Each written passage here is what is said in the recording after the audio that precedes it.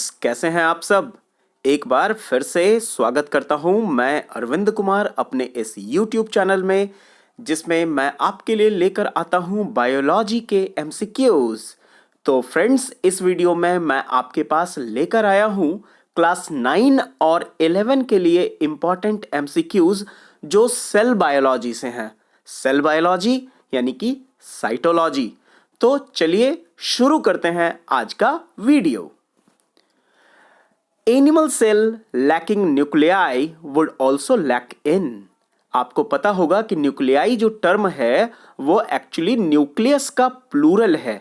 तो क्वेश्चन ये बोल रहा है कि अगर सेल के अंदर न्यूक्लियस नहीं होगा तो इन चारों में से क्या नहीं होगा? राइबोसोम, एंडोप्लाज्मिक रेटिकुलम, लाइसोसोम और क्रोमोसोम। तो न्यूक्लियस के नहीं रहने से न्यूक्लियस के अंदर की चीजें नहीं रहेंगी, और राइबोसोम हो या एंडोप्लाज्मिक रेटिकुलम और लाइसोसोम ये साइटोप्लाज्म में भी पाए जाते हैं। तो इसका सही आंसर क्या है? चलिए देखते हैं। इसका सही आंसर है डी, यानी कि क्रोमोसोम्स। चलिए अब नेक्स्ट क्वेश्चन देखते हैं हम लोग। The phenomenon by which protoplast of a cell shrink from the wall is. यहां वॉल कहने का मतलब प्लाज्मा मेम्ब्रेन से है। तो वो जो प्रोटोप्लास्ट है वो जो सेल वॉल से पूरा एकदम श्रिंक कर जाता है प्लाज्मा मेम्ब्रेन सहित, वो कैसे होता है? उस प्रोसेस को क्या कहते हैं? चलिए हम लोग एक एक ऑप्शंस को देखते हैं। ऑस्मोसिस किसको कहते हैं आपको पता है? ऑस्मोसिस का मतलब होता है transfer of water from diluted solution to concentrated solution through a semi permeable membrane. आप जब कटोरी में किशमिश के दाने डालते हैं तो वो सुबह को फूल करके अंगूर बन जाता है, आपने देखा है? वो इसी प्रोसेस से होता है, ऑस्मोसिस के प्रोसेस से। और डिफ्यूजन का मतलब क्या होता है? डिफ्यूजन में ध्यान रखिएगा कि ऑस्मोसिस में हम लोग मूवमेंट ऑफ वाटर बोलते हैं, जबकि डिफ्यूजन में मूवमेंट ऑफ सॉल्यूट होता है। और जब हम लोग ग्लाइकोलिसिस की बात करते हैं ना, तो ग्लाइकोलिसिस माइटोकॉन्ड्रिया, ग्लाइकोलिसिस जो है रेस्पिरेशन का हिस्सा है, जो एरोबिक रेस्पिरेशन और अनएरोबिक रेस्पिरेशन दोनों में होता है, और ये साइटोप्लाज्म में होता है। और माइटोकॉन्ड्रिया का भी यहाँ पे क्या रोल आता है कि ग्लाइकोलिसिस के बाद ना जो पायरुविक एसिड बनता है, जो कि C6H12O6 यानी कि ग्लूकोज के ऑक्सीडेशन से बनता है, ये ग्लूकोज का टूटना ही ग्लाइकोलाइसिस कहलाता है, जो साइटोप्लाज्म में होता है। और इसके बाद जो पायरुविक एसिड बनता है ना, ये माइटोकॉन्ड्रिया में चला जाता है, और वहां पर जब ऑक्सीजन पर्याप्त मात्रा में होता है तो वैसी स्थिति में ये CO2 और H2O में कन्वर्ट होता है, साथ ही साथ यहाँ एनर्जी रिलीज होती है। तो इसका जो सही आंसर है वो आपके सामने है प्लाज्मोलाइसिस। यस, इस प्रोसेस को हम लोग प्लाज्मोलाइसिस कहते हैं, ठीक है ना। चलिए question 3, which of the following are example of prokaryotes. Prokaryote किसको कहते हैं? सबसे पहले हमें यह बताइए। प्रोकैरियोट उस तरह के सेल हैं जिनमें मेम्ब्रेन बाउंड सेल ऑर्गेनेल नहीं पाया जाता, यानी एंडोप्लाज्मिक रेटिकुलम भी नहीं होगा, क्लोरोप्लास्ट भी नहीं होगा, माइटोकॉन्ड्रिया भी नहीं होगा, और न्यूक्लियस भी नहीं होता है प्रोकैरियोट्स में। तो न्यूक्लियस के जगह पे, जब न्यूक्लियस के बारे में हम लोग जानते हैं कि it is the control room of the cell, तो न्यूक्लियस की एक्टिविटी को कंट्रोल कौन करता है? तो वहां पर न्यूक्लियस के जगह में न्यूक्लॉइड होता है, ठीक है ना। तो एल्गी जो है वो प्लांट किंगडम में आता है, फंजाई खुद में एक किंगडम है, और प्रोटोजोआ प्रोटिस्टा किंगडम में आता है। और यहां पे जो आप बैक्टीरिया देख रहे हैं ना, बैक्टीरिया आपने पढ़ा होगा ये मोनेरा किंगडम में है। और इसका सही आंसर भी है बैक्टीरिया, यानी कि ऑप्शन नंबर बी। देखिए यहां पे भी ऑप्शन नंबर बी ही आपके सामने है। Next question 4, the barrier between the protoplasm and the outer environment in animal cell. कि प्रोटोप्लाज्म अच्छा किसको कह रहे हैं आपको पता है? एक चीज मैं आपको बता दूं कि एनिमल सेल में प्लाज्मा मेम्ब्रेन के अंदर जितनी सारी चीजें होती हैं ना, सब एक साथ प्रोटोप्लाज्म कहलाती है। और वहां पर अगर हम देखते हैं कि प्लाज्मा मेम्ब्रेन और न्यूक्लियर मेम्ब्रेन के बीच में जो चीज है, ध्यान रखिएगा, प्लाज्मा मेम्ब्रेन और न्यूक्लियर मेम्ब्रेन के बीच में जो चीज है उसको हम लोग साइटोप्लाज्म कहते हैं। और न्यूक्लियस के अंदर के जो मटेरियल है उसको न्यूक्लियोप्लाज्म कहा जाता है। और न्यूक्लियोप्लाज्म और साइटोप्लाज्म मिलकर के प्रोटोप्लाज्म बनाते हैं। तो यहां पे जब एनिमल सेल की बात हो रही है तो सेल वॉल तो होगा नहीं, और यहां पे हम लोग साइटोप्लाज्म जो है वो तो प्लाज्मा मेम्ब्रेन और न्यूक्लियर मेम्ब्रेन के बीच में है। न्यूक्लियर मेम्ब्रेन तो न्यूक्लियस के चारों तरफ है, तो जो आउटर एनवायरनमेंट से प्रोटोप्लाज्म को अलग करता है वो है, आप समझ गए होंगे बिल्कुल इसका आंसर सी, यानी कि प्लाज्मा मेम्ब्रेन। चलिए नेक्स्ट क्वेश्चन पे हम लोग चलते हैं। Ribosomes are the site of, ribosomes बहुत ही इंपॉर्टेंट ये सेल ऑर्गेनेल हैं, छोटे तो हैं लेकिन बहुत इंपॉर्टेंट है, और ये दो तरह के होते हैं, 70S टाइप और 80S टाइप। जब हम प्रोकैरियोट सेल की बात करते हैं ना तो वहां पर 70S राइबोसोम पाया जाता है, जबकि यूकैरियोट में 80S राइबोसोम पाया जाता है, ठीक है ना। और इसका काम है, यहां पे ऑप्शन में देखिए क्या है, आपने आंसर सोचा होगा, तो इसका आंसर है बी, प्रोटीन सिंथेसिस। देखिए फोटोसिंथेसिस जो होता है वो कहां होता है पता है ना, वो क्लोरोप्लास्ट में होता है। रेस्पिरेशन की प्रक्रिया आधी साइटोप्लाज्म में और कह सकते हैं कि आधी माइटोकॉन्ड्रिया में होती है एरोबिक रेस्पिरेशन में। लेकिन अनएरोबिक रेस्पिरेशन की जब हम लोग बात करते हैं ना, जहां पे ऑक्सीजन कम होता है या नहीं होता है, तो वो साइटोप्लाज्म में ही कंप्लीट होता है। और एब्जॉर्प्शन तो नॉर्मल सी प्रक्रिया है, वो तो होती रहती है, ठीक है ना। Next question is 6, an unripe green fruit changes colour when it ripens, कि कोई कच्चा हरा फल पकने के बाद कलर बदल लेता है, तो कैसे बदल लेता है, तो इसका सा सिंपल सा आंसर है। देखिए यहाँ के सारे ऑप्शंस आप अच्छे से देखिए, यहाँ पे क्रोमोसोम्स के बारे में चर्चा हो रही है, तो क्रोमोसोम का तो यहाँ कोई रोल रहता नहीं है कलर के लिए, वहां तो पिगमेंट्स के रोल होते हैं, यानी कि क्रोमोप्लास्ट और chloroplast, and chloroplast is responsible for green colour. So यहाँ पे तो ग्रीन कलर से दूसरा कलर चेंज हो रहा है ना, so here the option will be, बिल्कुल सही समझ रहे हैं आप, option D, chloroplast changes to chromoplast, ठीक है ना। चलिए नेक्स्ट क्वेश्चन देखते हैं हम लोग। Is called the energy currency of the cell, किसे हम लोग एनर्जी करेंसी के नाम से जानते हैं, और एंडोप्लाज्मिक रेटिकुलम तो है नहीं, माइटोकॉन्ड्रिया में ये एनर्जी करेंसी स्टोर रहती है, ठीक है ना।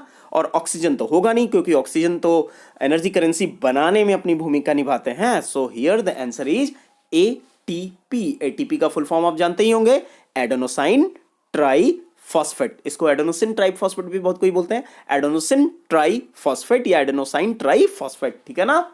चलिए नेक्स्ट क्वेश्चन देखते हैं हम लोग। Is called the power house of the cell, अभी जस्ट हम लोग चर्चा किए थे, चलिए हम लोग एक एक बार सबके बारे में जाने।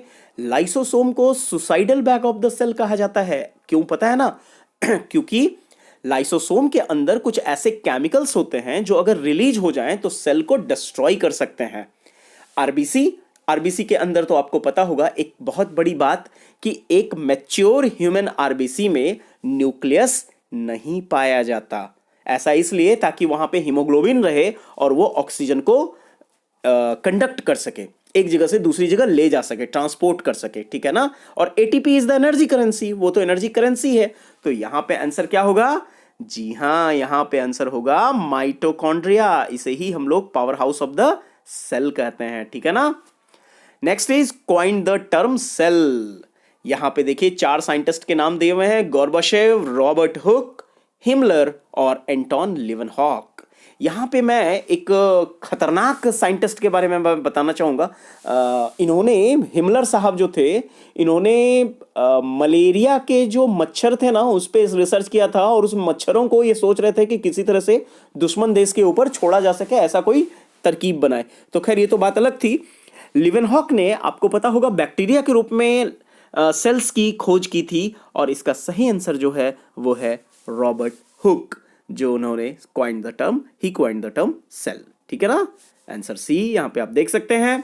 Next question is where are the essential proteins and lipids required for cell membrane manufactured. Chromosome की जब बात करेंगे तो वहां पर तो जेनेटिक मटेरियल रहता है ना, डीएनए का।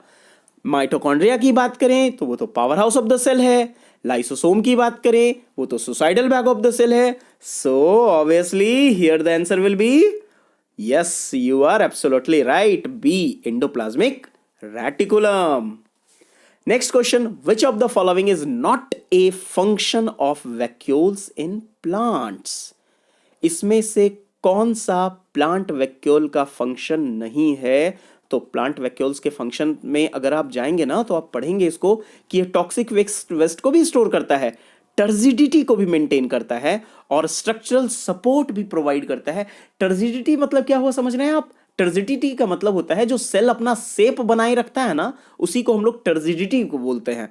तो इसका सही आंसर होगा कि vacuoles do not help in cell division. ठीक है ना? देखिए क्या आंसर है यहाँ पे। ऑब्वियसली आंसर सी हो रहने वाला है, help in cell division. Vacuoles cell division में अपनी कोई भूमिका नहीं निभाते। उसके बाद है देखिए question, which of the following statement is incorrect? Cytoplasm also known as protoplasm. आपको याद होगा साइटोप्लाज्म अकेले प्रोटोप्लाज्म नहीं कहलाता है।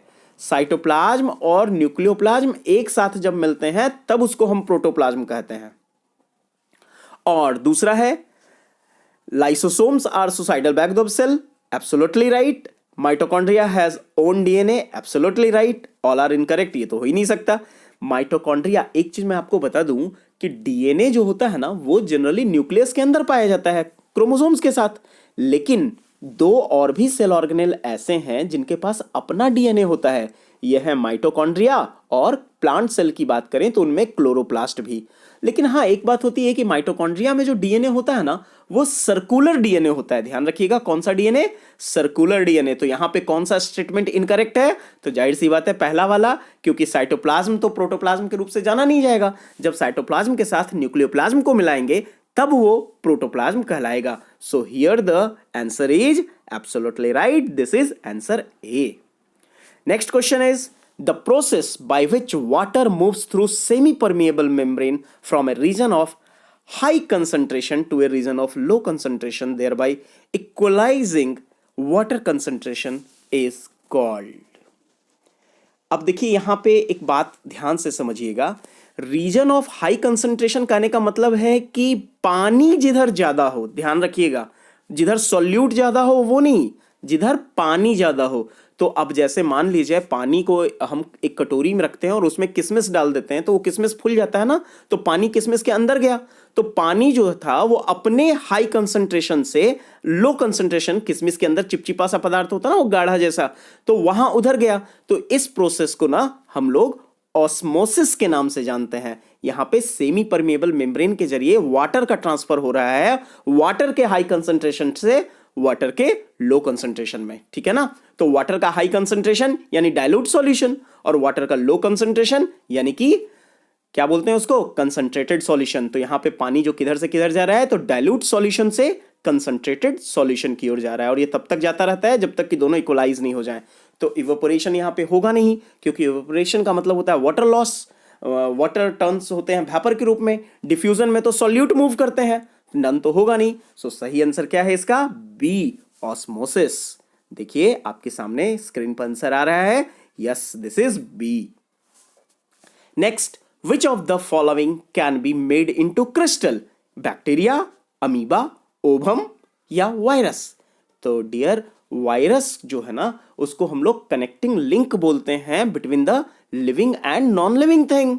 सो here the answer will be B, virus. ठीक है? तो चलिए अब हम लोग नेक्स्ट क्वेश्चन पे चलते हैं। नेक्स्ट क्वेश्चन क्या है? Chromosomes are made up of. Chromosome जो होते हैं वो किस चीज से बने होते हैं? क्रोमोसोम्स कहां पाए जाते हैं आपको पता है ना? क्रोमोसोम्स जो होते हैं वो न्यूक्लियस के अंदर रहते हैं, और जैसे न्यूक्लियस के अंदर जब क्रोमोसोम रहते हैं तो क्रोमोसोम को हम लोग जेनेटिक इंफॉर्मेशन का कैरियर भी बोलते हैं। क्यों भला? क्योंकि इनमें डीएनए पाए जाते हैं, क्रोमोसोम्स में डीएनए पाए जाते हैं। ठीक है ना? और ये डीएनए जो होते हैं वो जीन्स बनाते हैं। Excuse me. और ये जो डीएनए है ये जीन्स बनाते हैं, और जीन्स ही किसी भी कैरेक्टर को जेनेटिक, आई मीन एक चीज मैं आपको बता दूं कि किसी भी ऑर्गेनिज्म में दो तरीके का कैरेक्टर पाया जाता है। एक एक्वायर्ड जो वो जन्म के बाद सीखता है, और एक कंजेनिटल बोलें या फिर हम इनेट बोलें, जो कि सिंस बर्थ होता है। जेनेटिक कैरेक्टर जो कि सिंस बर्थ है तो वो डीएनए के कारण होता है।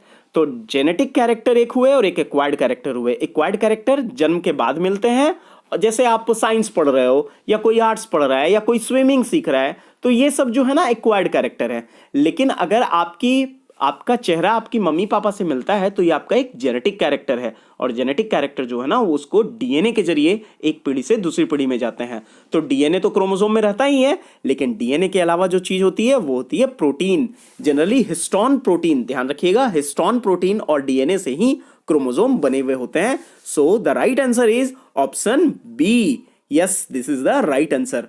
नेक्स्ट क्वेश्चन हम लोग देखें, Which of these options is a function of ribosome? Ribosome क्या करता है? मैंने पहले ही बताया था राइबोसोम्स बहुत इंपॉर्टेंट सेल ऑर्गेनेल हैं, लेकिन इनका काम अगर पूछा जाए तो ये स्टार्च या कार्बोहाइड्रेट नहीं बना सकते। इनका जो मेन काम है वो होता है मैन्युफैक्चरिंग प्रोटीन। ठीक है ना?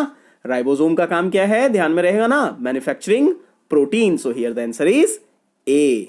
नेक्स्ट क्वेश्चन देखते हैं हम लोग, Which of the following are covered by a single membrane? देखिए बहुत सारे सेल ऑर्गेनेल ऐसे होते हैं ना जो डबल मेम्ब्रेन से घिरे रहते हैं, जैसे क्लोरोप्लास्ट यानी कि प्लास्टिड्स, जैसे माइटोकॉन्ड्रिया, जैसे न्यूक्लियस। लेकिन कुछ ऐसे सेल ऑर्गेनेल हैं जो सिंगल मेम्ब्रेन से घिरे रहते हैं। तो यहाँ पे एक तरह से देखा जाए तो यहाँ पे दो ऑप्शंस हैं जो कि सिंगल मेम्ब्रेन वाले हैं। तो ये हो जाएंगे lysosome as well as vacuole. ठीक है ना?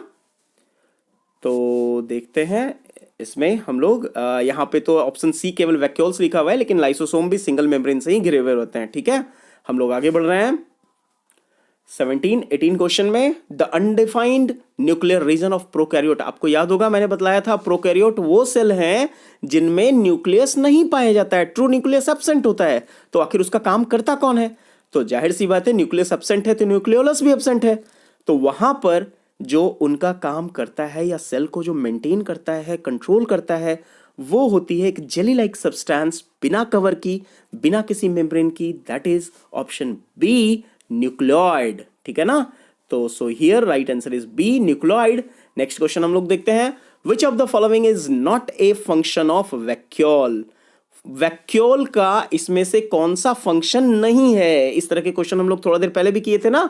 वहां वेस्ट एक्सक्रीशन भी इसका फंक्शन है, स्टोरेज भी इसका फंक्शन है, प्रोवाइडिंग टर्जिडिटी भी इसका फंक्शन है। तो जो नहीं है वो है लोकोमोशन। लोकोमोशन वैक्यूल का फंक्शन नहीं है, इसलिए यहां पे सही आंसर होगा ऑप्शन डी। ठीक है, और अब हम लोग आ रहे हैं लास्ट क्वेश्चन की ओर। Question number 20, organelle other than nucleus containing DNA. देखिए अभी थोड़ी देर पहले ही मैंने आपको बताया था कि कौन से वैसे सेल ऑर्गेनेल हैं जिनके पास अपना डीएनए होता है। लाइसोसोम के पास तो नहीं है, एंडोप्लाज्मिक रेटिकुलम के पास भी नहीं है, गोल्जी एपरेटस के पास भी नहीं है। तो बच गया कौन? Mitochondria. Absolutely, mitochondria is the right answer. It has its own DNA, but that is circular DNA. ठीक है ना?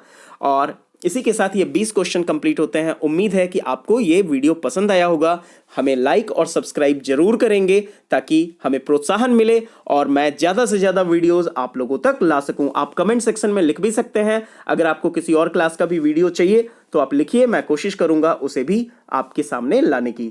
Thank you, bye bye.